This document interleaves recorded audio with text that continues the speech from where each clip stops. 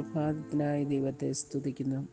ഈ രാവിലെ സമയം യിരെമ്യാ പ്രവചനം 21 അധ്യായം അതിൻ്റെ 8 വാക്യം ഒന്ന് പറയട്ടെ.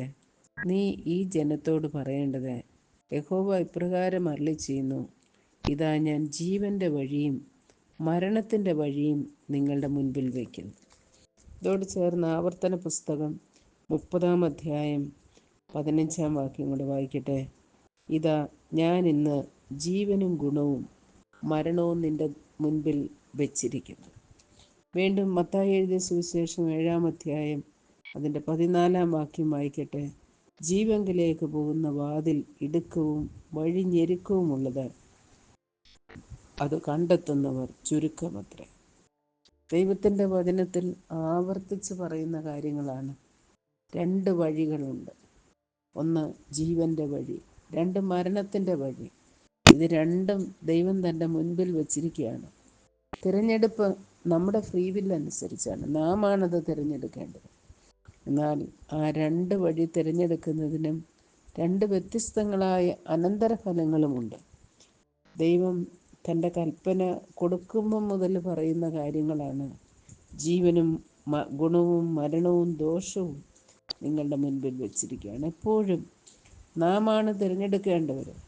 ആ തിരഞ്ഞെടുപ്പിൻ്റെ അനന്തരഫലങ്ങളെക്കുറിച്ച് വ്യക്തമായിട്ട് പുതിയ നിയമത്തിൽ പറയുന്നുണ്ട്.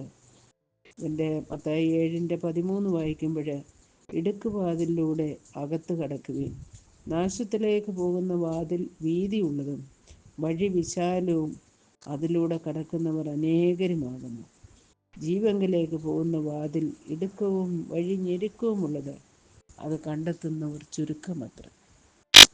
ഈ ലോകത്തിൻ്റെ വഴികൾ, ഈ ലോകത്തിൽ നമുക്ക് മറ്റുള്ള അനേകർ പോകുന്ന വഴികൾ, അത് വിശാലമായ വഴിയാണ്. അതിലൂടെ ഈ ലോകത്തിൽ നമുക്ക് സന്തോഷിച്ചുല്ലസിച്ച് ജഡമോഹങ്ങളെ തൃപ്തിപ്പെടുത്തിയൊക്കെ പോകുവാൻ കഴിയും. എന്നാൽ അത് അവസാനമെത്തുമ്പോൾ അതിൻ്റെ നാശത്തിലേക്കാണ് അത് പോകുന്നത്. യിരെമ്യാ പ്രവചനത്തിൽ തന്നെ നാം മുൻപ് വേറൊരു ഭാഗത്ത്, ഒടുക്കം നിങ്ങൾ എന്ത് ചെയ്യും? 2 വഴികളിലൂടെ പോകുവാനുള്ള സ്വാതന്ത്ര്യം നമുക്ക് തന്നിട്ടുണ്ടെങ്കിലും അവസാനം വരുമ്പോൾ നാം അതിൽ എന്ത് ചെയ്യും? ഒടുക്കം കർത്താവ് ഇതിനെയൊക്കെ ന്യായം വിധിക്കുന്ന ഒരു ദിവസങ്ങളുണ്ട്. നമ്മുടെ ഓരോ മനുഷ്യനും അവനവന് കൊടുത്തിരിക്കുന്ന, അല്ലെങ്കിൽ ഓരോ രീതിയിൽ മുൻപോട്ട് പോകുമ്പോൾ അതിൻ്റെ അനന്തര ഫലങ്ങളെ നാം നേരിടേണ്ടതായിട്ടുണ്ട്. അതാണ് യിരെമ്യാ പ്രവചനം 5 അധ്യായത്തിൻ്റെ 31 വാക്യത്തിൽ പറയുന്നത്. പ്രവാചകന്മാർ വ്യാജമായി പ്രവചിക്കുന്നു, പുരോഹിതന്മാരും അവരോട് ഒരു കയ്യായി നിന്ന് അധികാരം നടത്തുന്നു. എൻ്റെ ജനത്തിനോ അതിഷ്ടമാകുന്നു. എന്നാൽ ഒടുക്കം നിങ്ങൾ എന്ത് ചെയ്യും? നമ്മൾ ചെയ്യുന്ന ഓരോ പ്രവൃത്തിക്കും, യിരെമ്യാ പ്രവചനം 17 അധ്യായത്തിലും അത് പറയുന്നുണ്ട്. ഓരോരുത്തരും ആ അവനവൻ്റെ ഹൃദയത്തിൻ്റെ അന്തരംഗത്തിൻ്റെയും നിലവാരമനുസരിച്ച് കർത്താവ് പകരം കൊടുക്കും. കാരണം കർത്താവ് ഹൃദയങ്ങളെയും അന്തരംഗങ്ങളെയും പരീക്ഷിച്ച് അവനവൻ്റെ നടപ്പിനും പ്രവൃത്തിയുടെ ഫലത്തിനും തക്കവണ്ണം പകരം കൊടുക്കുന്നവനാണ്. ജീവങ്കിലേക്ക് പോകുന്ന വഴി ഇടുക്കമുള്ളതാണ്, അതിലൂടെ കടക്കുന്നവർ ചുരുക്കമാണ്, അത് കണ്ടെത്തുന്നവർ ചുരുക്കമാണ്.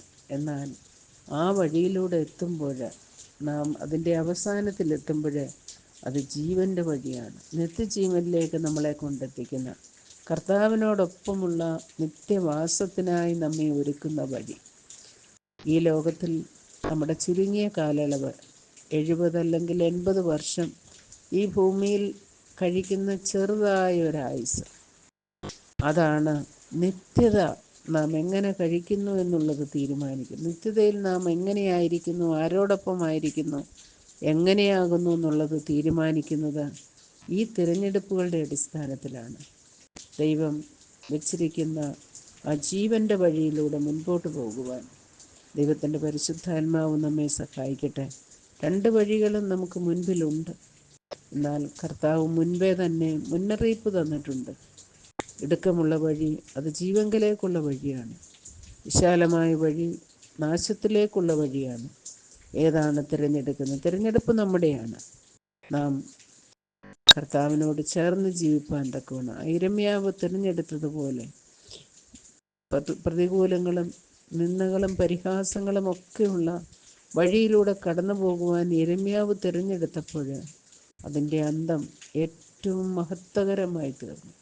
അതിനായി ദൈവത്തിൻ്റെ പരിശുദ്ധാത്മാവ് നമ്മെ സഹായിക്കട്ടെ. God bless.